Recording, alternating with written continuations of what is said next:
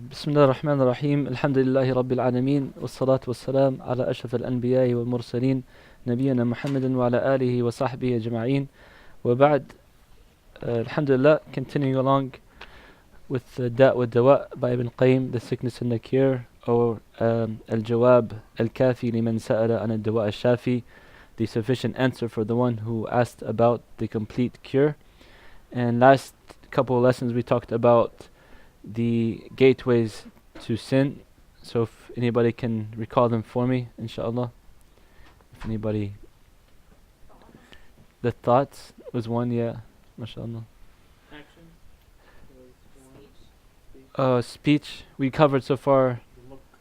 No, the look, the thought, the speech, and the step. Okay, and I don't think we covered the step yet.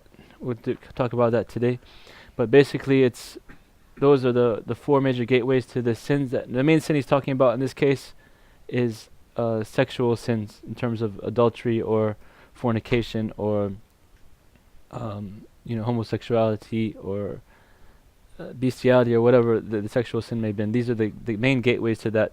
So it starts sometimes with the glance or the look, and then it could turn into thinking about it or thoughts, and then it turns into the actual talking about it or getting closer to it, and then that's the step that you take towards it, and it confirms it or denies it. But those are the four main gateways the Imam was talking about. So we talked, alhamdulillah, about the sight, the thoughts, and the tongue or the speech. And today, inshallah, we'll start with the last gateway, which is al-khatwa, or the step. وأما الخطوات فحفظها بأن لا ينقل قدمه إلا فيما يرجو ثوابه فإن لم يكن في خطاه مزيد الثواب في القعود عنها خير له. So the step basically is to prevent yourself from taking a step forward unless that step will lead to something that's beneficial or blessings. If it's not going to lead to blessings, then you should prevent yourself from taking any further steps. فالقعود عنها خير له. Sitting down would be better for you than walking towards it. ويمكنه أن يستخرج من كل مباح يخطه أو يخط إليه قربة ينوي بها لله عز وجل فتقع خطاه قربة لله. Also, if you take a step, even if it's something towards al-mubah, or something that's permissible for you, like it's not necessarily a good deed, but it's something that's regular mubah, you can turn it into a good deed by your niyyah. So for example, visiting a friend, if you turn it to the sake of Allah subhanahu wa ta'ala, that you want to visit this friend for the sake of Allah, all the steps you take towards that friend is blessings from Allah subhanahu wa ta'ala. If you want to go and purchase some food, for example, that's mubah. But if you have the niyyah that I'm getting this food so I can eat halal and strengthen my body so I can worship Allah subhanahu wa ta'ala, or I can bring this food home to my parents, or I can bring this food home to my siblings or my children, you can get the niyyah, with your niyyah, rewards from Allah. So the khatwa, the steps taken forward, should only be to something that's pleasing to Allah subhanahu wa ta'ala. And if it's mubah, you can change your niyyah to make it to something that you get rewarded for as well. And if it's something that is going to lead you to haram, like taking a step forward, this place will put me into an environment that's going to be haram, then you should sit down. It's better for you than taking steps towards it. And then he quotes he says that the steps كانت عثرة عثرين أو عثرتين عثرة الرجل وعثرة اللسان جاءت إحداهما قرينة للأخرى في قوله تعالى وعباد الرحمن الذين يمشون على الأرض هونا وإذا خاطبهم الجاهلون قالوا سلاما. So he's saying that the step, the false steps are two kinds.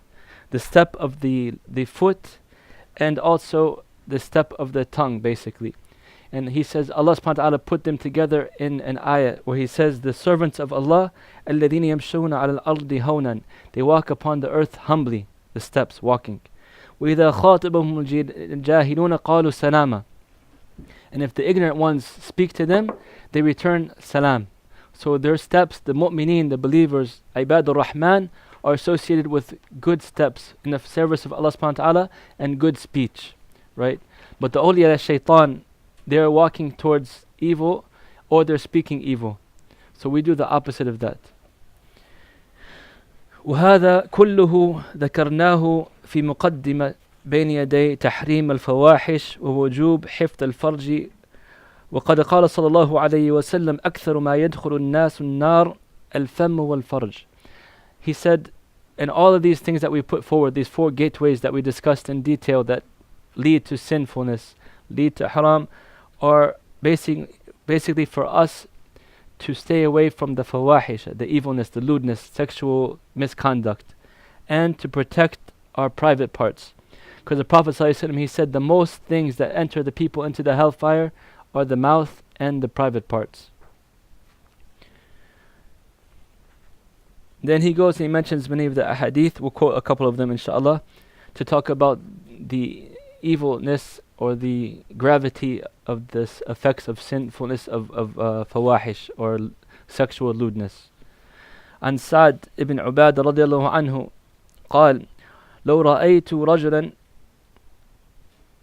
مع امرأتي لضربته بالسيف غير مصفح فبلغ ذلك رسول الله صلى الله عليه وسلم فقال تعجبون من غيرة سعد والله لا أنا أغير منه والله أغير مني ومن أجل غيرة الله حرم الفواحش ما ظهر منها وما بطن.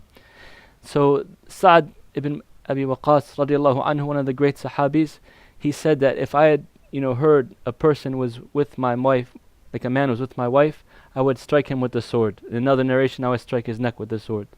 Right? And then this came back to the Prophet ﷺ and he said, are you like surprised at the jealousy of Sa'd? I am more jealous than Sa'd and Allah is more jealous than me. And for that reason Allah has made forbidden the haram, the apparent haram and the inward haram, the fawahish. Also in another authentic hadith narrated by Bukhari and Muslim, لا أحد أغير من الله من أجل ذلك حرم الفواحش ما ظهر منها وما بطن ولا أحد أحب إليه العذر من الله عز وجل من أجل ذلك أرسل الرسل مبشرين ومنذرين ولا أحد أحب إليه المدح من الله ومن أجل ذلك أثنى على نفسه. That there is no one more jealous than Allah subhanahu wa ta'ala, and for that reason He has made the zina or the fawahish haram. And there's no one who is more beloved to Him, having an excuse, than Allah subhanahu wa ta'ala. And for that reason He has sent messengers as givers of glad tidings and warners. And there's no one that prefers to be praised more than Allah subhanahu wa ta'ala, and for that reason He has legislated or He has praised Himself. Alhamdulillahi Rabbil Alameen. Also in Sahihain, Bukhari and Muslim, after the Salat al-Kusuf, the Prophet ﷺ, he said, Ya Ummat Muhammad, Wallahi innahu la ahadan aghyaru min Allahi in yazni abduhu أو تزني أمته يا أمة محمد والله لو تعلمون ما أعلم لضحكتم قليلا ولبكيتم كثيرا ثم رفع يديه وقال اللهم هل بلغت. So the Prophet ﷺ, he said, O nation of Muhammad, there is no one that is more jealous than Allah subhanahu wa ta'ala than his male servant or female servant should commit fornication. And O Ummat Muhammad, if you knew what I knew, you would laugh a little and you would cry much. And then he raised his hands and he said, have I delivered the message?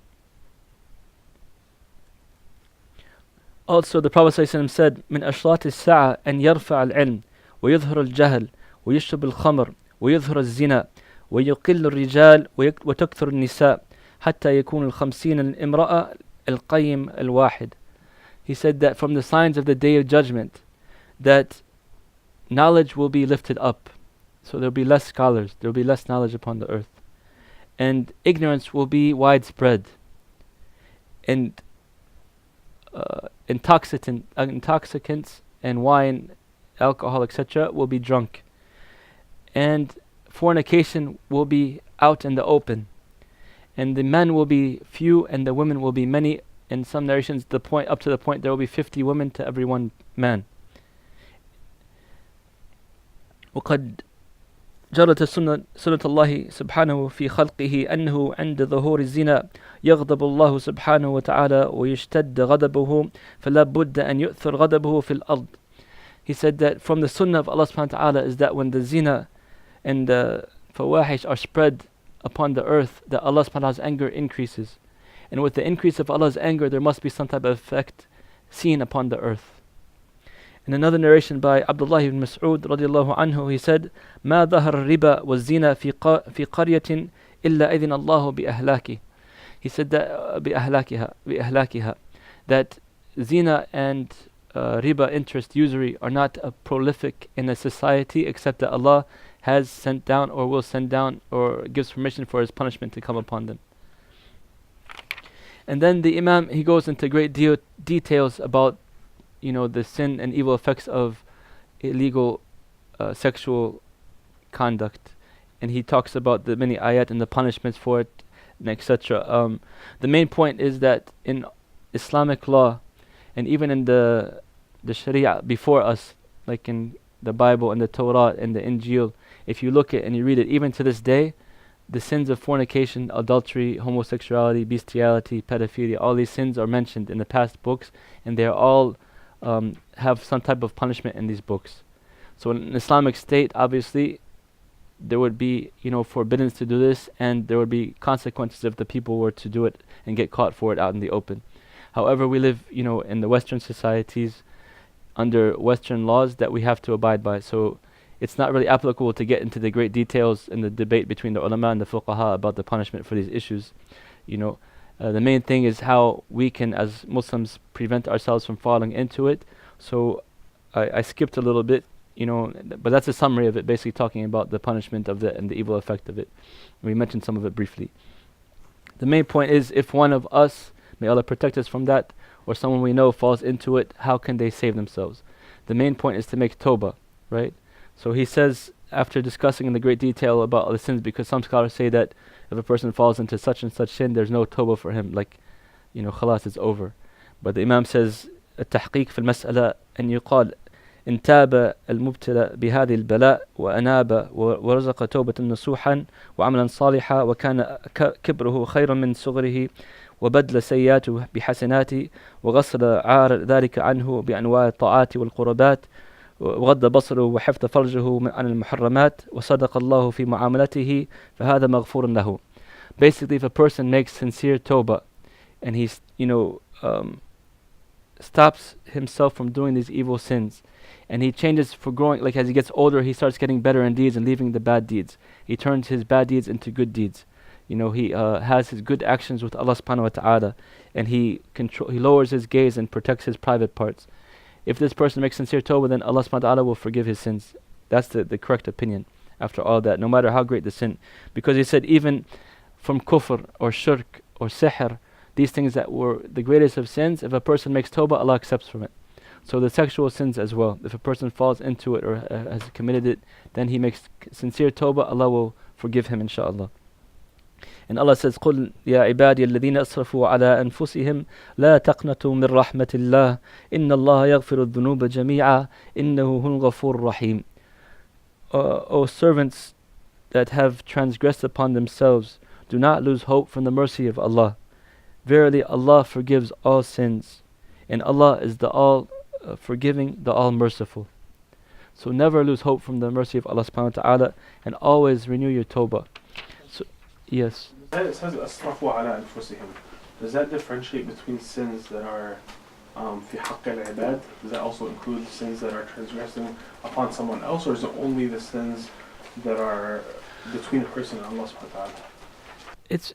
It's for any sin. If you make a tawbah from any sin, Allah subhanahu wa ta'ala forgives it. However, we mentioned previously that if you had done or committed a sin violating the rights of somebody else, you have to return that right, in one way or the other. So if it's financially, you've taken advantage of somebody, you have to go and return that money to that person. If you can't afford to do so, you can't find the person, then you can give it to sadaqah or make dua for the person, right? Or to his offspring or to some family member. If it's a right of honor that you backbited the person, you should go and, if it's not going to cause a greater fitna, to seek forgiveness of that person, and if you can't do that, it might cause a fitna, then at least speak good to the people that you spoke bad in front of about this person, to try to amends for it. But yeah, in general, it's all sins, but the sins of the people, that's an extra right in tawbah that you have to address as well.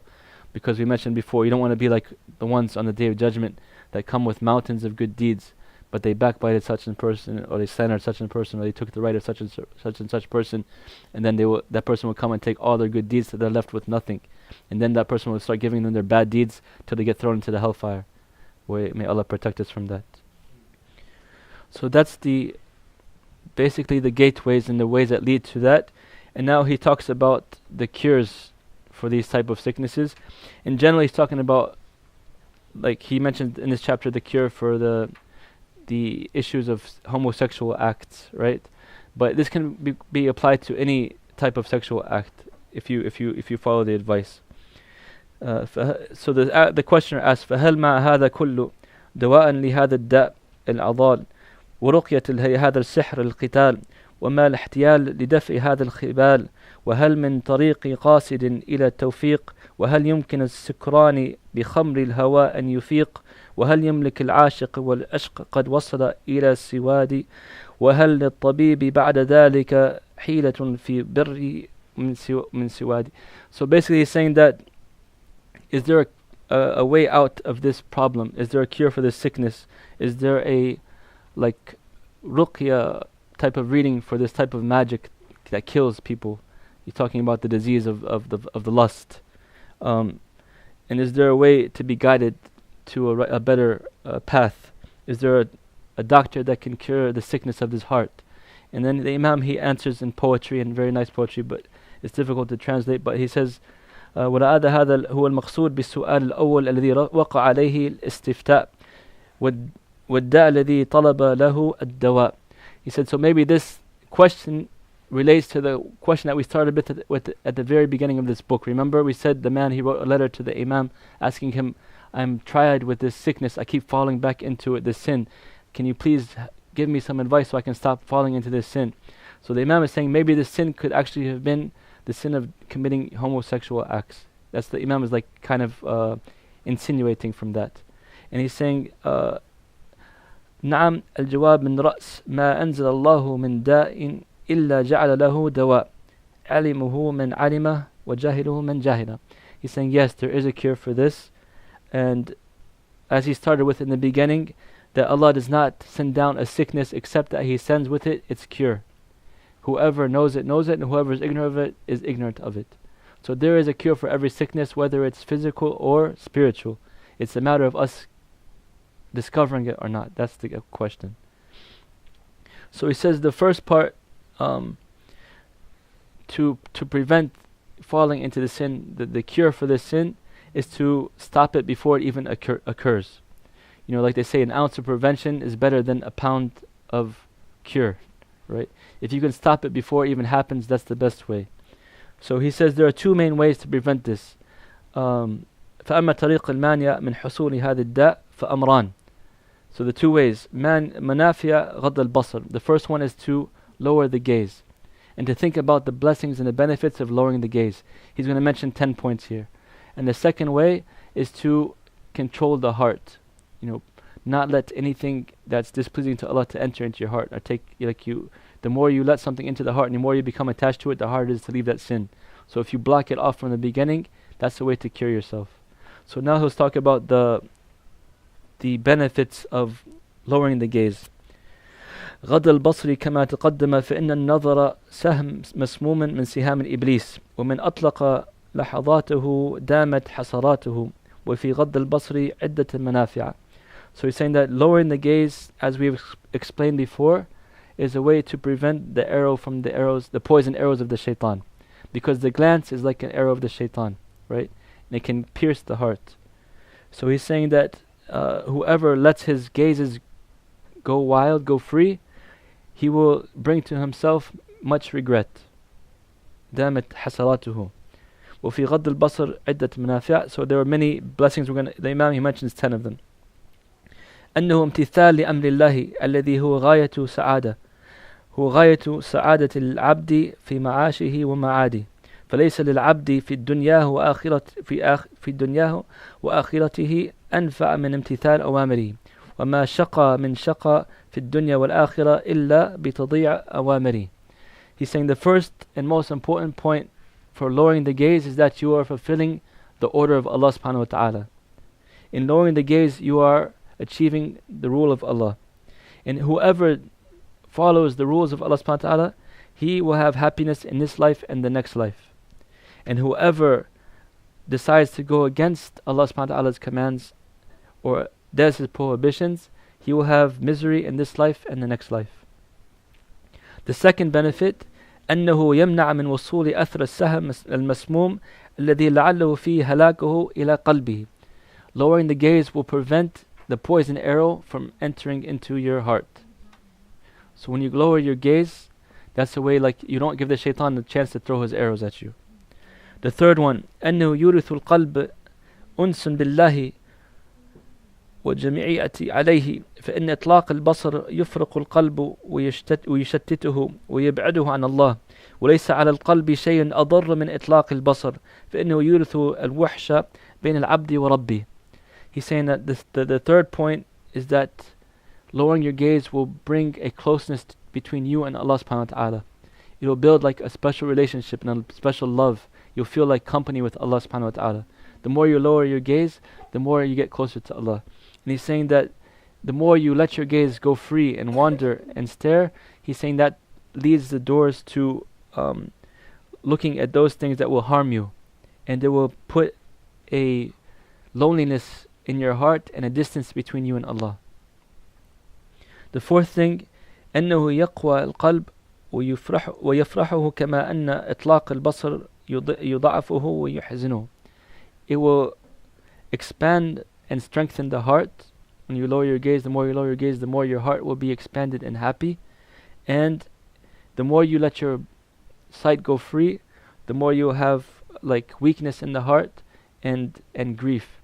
And we mentioned before, the more that you look at things, like the more you let your eyes go free, it becomes harder to control.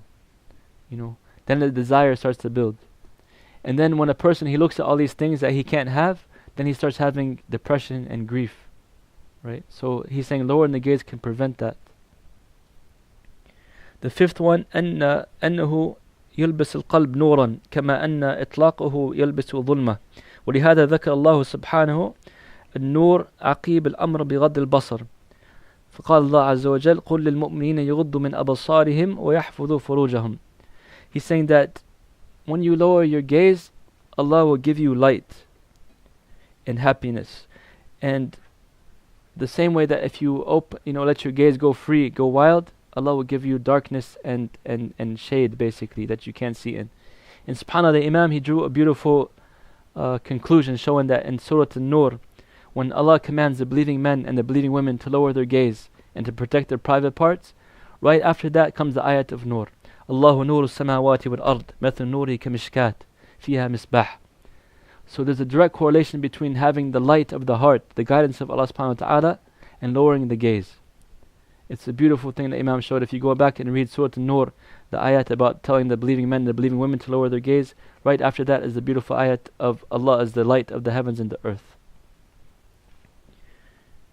أي مثل نوره في قلب عبده المؤمن الذي امتثل أوامره واجتنب نواهي وإذا واستنار القلب أقبلت وفود الخيرات إليه من كل ناحية. He said, so lowering the gaze brings the light to the heart of the servant, the one that follows Allah's commands and stays away from His prohibitions. And the more that one does that, the more goodness will come upon him. كما أنه إذا أظلم أقبلت سحاب البلاء والشر عليه من كل مكان. Just the opposite is true. If you let the gaze go free and look at anything haram, halal, you don't care anymore, you start looking at more haram, then the dhulma, the darkness starts coming upon you. You don't have that vision, you don't have that light anymore. Your heart starts becoming dark as well.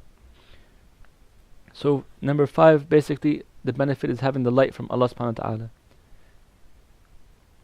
And he says also, from that light, you see the path of goodness more clear. Like the more light you have, just like if you're in a room of darkness and you have a flashlight, the stronger the light is, the more you can see in that room. So this dunya is like full of darkness, and the more you lower your gaze from the haram, and more you focus on doing the halal and the khayrat, the more nur you have, the more you can see through this darkness, right? And Allah, He gives more. He's going to talk about that as well. The gifts that you get from this nur, from this light. The 6th one, he says, أنه يورث فراسة صادقة يميز بها بين الحق والباطل. That Allah gives the mu'min, the believer who lowers his gaze, firasa. We talked about firasa before. That's like the discernment the believer has. He can look at somebody and just see that person's good or that person's bad. He can see a situation and stay away from it if he knows there's going to be some harm in it. Like Allah gives him that type of discernment. والصادق والكاذب, he knows between the truthful and the liar. وكان شجاع الكرماني يقول من عمر ظاهره باتباع السنة وباطنه بدوام المراقبة وغض بصره عن المحارم وكف نفسه عن الشبهات واقتدر بالحلال لم تخطي له فراسة. So this Imam Shuja' al-Karmani, he was like the son of a king. He was considered a shah for himself. And he was one of the pious peoples of the past. And he has many beautiful statements.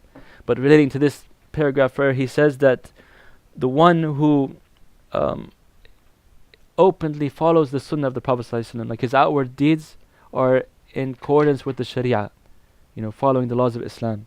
And his inward is always being checked, like he's always checking his intentions. Is it purely for the sake of Allah? He's watching his inward, he's watching, his spirituality.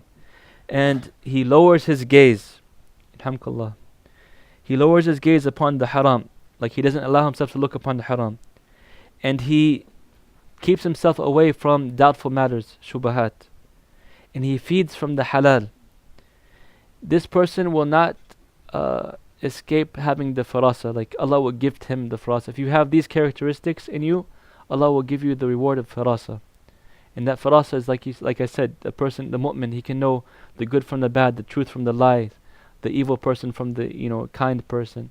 This is a gift from Allah that many of the Salaf and the Sahaba radiallahu anhum used to have. They can look at somebody and tell them, right away, this person, even sometimes, like one of the narrations, he said, I see the effect of zina upon you. And the Sahabi was so surprised, like, how did you know? Like, he said, he didn't commit the actual zina, but he was looking at a woman.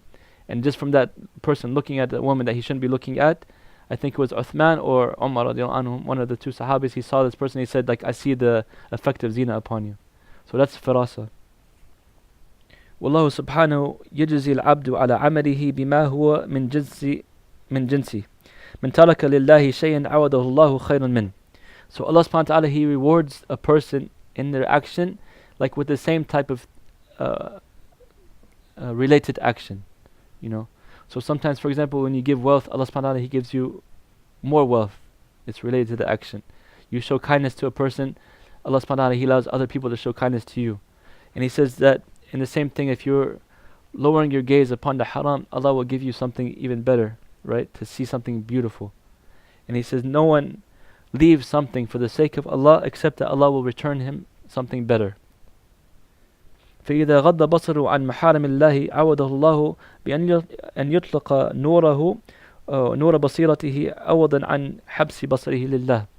So if a person, he lowers his gaze for the sake of Allah subhanahu wa ta'ala, Allah will replace that brief little pleasure you might have gotten from seeing something haram, He'll replace it with the light of Allah and the light to your heart. ويفتح عليه باب العلم والإيمان, and He will open the doors of knowledge and faith. والمعرفة والفراسة الصادقة, and He'll give you like the ability to know things and to have the firasa, the discernment to know right and wrong. And these are the gifts. لَأَمْرَكَ إِنَّهُمْ لَفِي سَكْرَتِهِمْ يَعْمَهُونَ. The opposite is the case for those who always, let their gaze go free and wild and look at the haram things. Allah will put a darkness upon them, and they'll be like in a state of drunkenness. They don't know halal and haram. They don't know what's good for them. They don't know the right people from the wrong people. And you can see, if you look at those people that have gone off the path, how did it start? It started with like looking, and then they moved to having company, and then they started doing the acts, and little by little they started leaving the good deeds, and then more and more darkness came upon them, less and less light, until the point that they don't know right from wrong anymore. And we ask Allah Azza wa Jalla to protect us from that. So the seventh one is أن يرثوا ثباتا وشجاعة وقوة. فجمع الله له بين سلطان النصر والحجة وسلطان القدرة والقوة كما في الأثر الذي يخالف هواه يفرق الشيطان من ظله. So the person who has lowered his gaze for the sight of Allah, Allah will give him strength and bravery, and Allah subhanahu wa ta'ala will give him like an authority and proofs against his enemies. Just like it's narrated in the one of the narrations that if a person goes against his lower desires, Allah will like take the shaitan away from him, from his shadow, because everybody has a shaitan always following him around trying to misguide him. But like Umar radiallahu anhu, when the shaitan saw him, he would go to the other side of the street or the other way, out of fear. So the Muslim, the mu'min, when he lowers his gaze for the sake of Allah, Allah returns to him strength and bravery and authority. And he says the opposite is true, that a person, if he follows his lower desires, lets his gaze go free, then Allah will put him into disgracefulness, dhilla, ومهانة وحقارة, like he'll put him down into being lowered and disgraced and basically almost like worthless. كما قال الحسن إنهم وإن تقطف بهم البغال وهمجهم بهم البراذين إن ذلة المعصية في رقابهم أبى الله إلا أن يذلوا من عصاه. So basically, like even the animals like look down upon this person, and the one who follows his lower desires and falls into sins, Allah has written that whoever goes against his will, Allah will disgrace him. Because true honor and true authority and true strength is with Allah. Allah says, وَلِلَّهِ الْعِزَّةُ وَلِرَسُولِهِ وَلِلْمُؤْمِنِينَ. Glory and honor is with Allah and the Messenger and the believers. Right?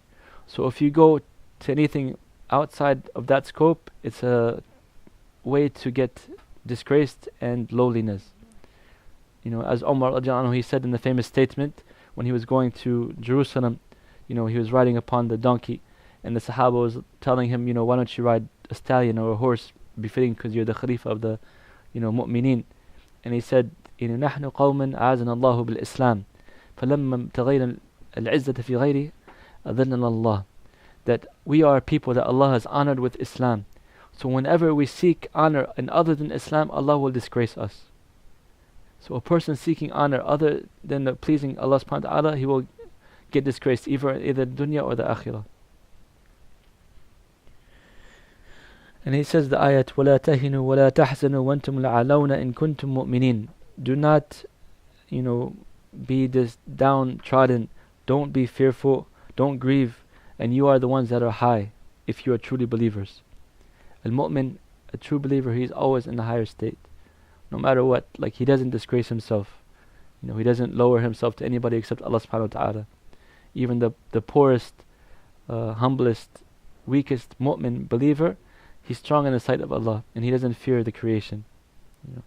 That's the izzah, that's the true, when you read the seerah of the Sahaba and how they interacted with even the leaders of Persia and the leaders of Rome, like these little, what they were considered at the time, this little nation that has nothing from the deserts. And he comes and he speaks to the leader of Persia like he's nothing, I didn't invite myself, you called me here, talking to him with authority. The Sahabi came into that castle, stabbing the carpet, in front of all the guards and everything. And then the prince or the king of Persia was so furious he wanted to behead him, but he couldn't because he was a messenger, right? And he wasn't scared at all. He was by himself there in front of all the armies and all the generals and all these people for the Persian Empire. And he said, the famous statement that we are a people that Allah has removed, from the darkness of shirk to the light of tawheed, worshipping Allah subhanahu wa ta'ala, and from the smallness of this world to the vastness of the next life, And we love death more than you guys love life, so we're not fearful of you. This is the honor of Islam. He had poor clothing, he had a stick, he was considered like an Arabian Bedouin that had nothing, and he's going in front of the leader of an empire and speaking this way. And there's many other stories too. Sometimes some of the pious predecessors, they would be under the threat of death to recant on some of their opinions or to say something is halal that's haram, and they won't do it, even under a threat of death, and they never bow down, because they have the izzat of Islam. Right? That's the true Muslim, that's the true mu'min. The 8th point, أنه يسد على الشيطان مدخله إلى القلب فإنه يدخل مع النظرة وينفذ معها إلى القلب أسرع من نفوذ الهواء في المكان الخالي. He said that from the benefits of lowering your gaze is that you close the door for the shaitan to enter into your heart. Because the shaitan, he will enter into the heart faster than air will come into an open room. Meaning like instantly. As soon as he gets that chance, as soon as he has that space to enter, he will go in and try to corrupt the Muslim. That's his goal. We studied before in the past, in the chapter, how the shaitan has declared enmity to the child of Adam. His goal is to misguide the child of Adam and put him in the hellfire with him, because he is disgraced and he wants the children of Adam to be disgraced too. That's his goal. So any type of entrance he can have, he will go in there. And we said before that the eye is the entrance into the heart. It's a vessel into the heart. So if he can get through the eye, like looking into Ham, and get into your heart, he will do it to corrupt you. So lowering the gaze will prevent that, the Imam is saying. And the 6th point, أن يفرغ القلب للفكرة في المصالح والإشغال بها والإطلاق البصر ينسيه ذلك ويحول بينه وبينها. Lowering your gaze will give you time to think about those things that are beneficial for you. We've said before, from the beneficial thoughts the Imam is saying is to think about anything that will help you in your dunya or akhirah and try to accomplish it, and to think about anything that will harm you in your dunya and akhirah and try to prevent it or stay away from it. So when you lower your gaze, you free your mind more to think about more important issues. Right? This is the 9th point. You open you have more chance to think. When the person's gaze is always going all over the place and looking at haram, his mind becomes preoccupied. He can't think about the more important things. And that's what the shaitan wants. Even if he can't get you to do the haram, at least he wants you to think about it, right? To keep you preoccupied. Even if he can't, stop you from doing something mubah, maybe he'll keep you preoccupied with a mubah so you won't do something that's wajib or more beneficial, more rewardful. So always the preventing the sin before it even starts is the best route. And he says the ayah, ولا تطع من أغفلنا قلبه عن ذكرنا واتبع هواه وكان أمره فرطا. Don't look to those who we have caused their hearts to be heedless on our remembrance, and they follow their lower desires, and their affairs are lost basically. And he said, the Imam was saying that a person whose gaze is free to look at the haram and not care about that, all these 3 things will come upon him. His heart will become heedless, he will follow his desires, and he will be in a state of loss, or his affairs will be in a state of loss. But if you lower your gaze, you have time to concentrate on that which is good for you. You can focus on doing what's right and save yourself a lot of grief. Number 10,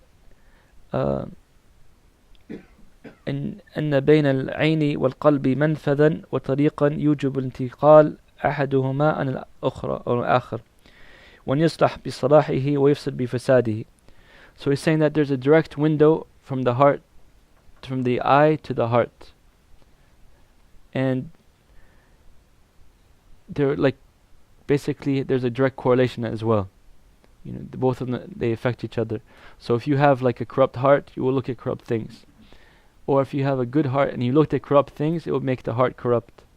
So there's a window there. He says you want to keep the window clear, right? Clean. And the best way to keep the window clean is not to let it get dirty in the first place. So lowering the gaze will prevent the dirt from coming into the heart. فإذا فسد القلب فسد النظر وإذا فسد النظر فسد القلب. And if the heart is corrupt, the sight will become corrupt, and vice versa. If the sight is corrupt, the heart will become corrupt. فإذا خرج العين وفسدت خرب القلب وفسد وصار كالمزبلة التي هي محل النجاسات. So the person who lets his eyes go more astray, the dirt comes into it, like he's saying, like a trash can that's filled with filth and corrupt stuff. You know, the more that the eyesight looks at haram stuff, the more the heart becomes corrupted. You know, and unfortunately, like in our modern times, the access to looking at evil and filth is so widespread. You know, even a person who he wants to do good, his intention is good. Sometimes he's bombarded with evil sights. You know, so it's very careful. Be very careful to not allow those sights to enter into your eyes first place, and then your heart more importantly. You know, there's been so many studies, like for example, the evil effect of pornography. You know how there's a direct relationship between what it does to the mind. You know, certain chemicals it releases, and it gets a person addicted to these types of sites, and that leads to depression and leads to like other types of issues. You know, or leads to sexual misconduct sometimes. So the sight, if you would not looked at that in the first place, you would be prevented for so many sicknesses. So the Muslim especially, he's always careful, you know, especially in these times, to allow anything into his sight. You know, you want to be on guard. Like we mentioned, we keep repeating ourselves. We have our hearing, our sight, our speech, and our heart. Right? All these things, we want to have guards upon them. So you don't want to listen to something, let something into your ear, your hearing, that's going to corrupt your heart. You don't want to let your eyes gaze upon something that's going to corrupt your heart. You don't want your thoughts to think about things that are going to corrupt your heart. You don't want to talk about stuff that's going to corrupt your heart. You know. So always, inshallah, try to keep on guard, and we'll stop here for the adhan. I was thinking about the Madarij al-Salikin, which is like a book also by Ibn Qayyim, talking about basically the steps of the seekers. So it's a beautiful book. Originally by Imam al-Harawi, he wrote like 100 levels between Iyaka na'budu wa Iyaka nasta'in, and each level is like a way to get closer to Allah subhanahu wa ta'ala. And Imam Ibn Qayyim came and basically like summarized it and explained it in a very beautiful manner. So that's one of the books I was considering. It's also with, you know, purifying the heart and getting closer to Allah. So this book was basically, I was hoping to talk about the sins and disease of the heart and how to get rid of them. The next book is basically like how to get to the higher levels. So either that or maybe like a book in fiqh or a book in hadith. I don't know. We'll see, inshallah. There's like 3 more classes till Ramadan, inshallah. Then we pause for Ramadan. So we can potentially finish the book in those 3 classes. Or if you guys want to do something like especially for Ramadan, what do you think? Yeah, we can finish. It's definitely too. I just like sometimes it's good to do. I'll try to finish, inshallah. Maybe do like last lesson, like a little Ramadan prep or reminder, like inshallah, to get into the. جزاكم الله خيرا إن شاء الله. سبحانك اللهم وبحمدك. بارك الله فيك.